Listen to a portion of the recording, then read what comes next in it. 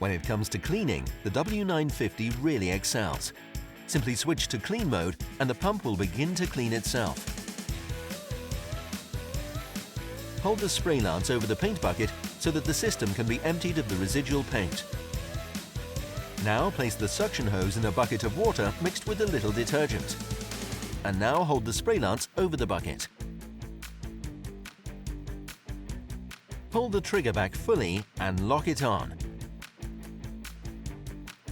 Click the lance into the corresponding holder on the base unit and leave the device to continue self-cleaning.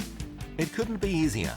Change the rinsed water now and again until only clear water appears.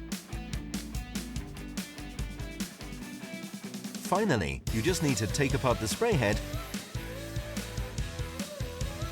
and wash the paint-carrying parts. Then reassemble and you're finished.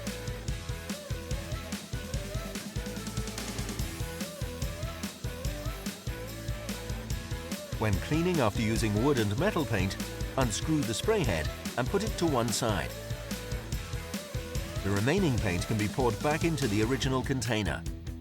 First, thoroughly clean the paint container, and then take apart the spray head in just a few steps and rinse all paint-carrying parts with water or solvent.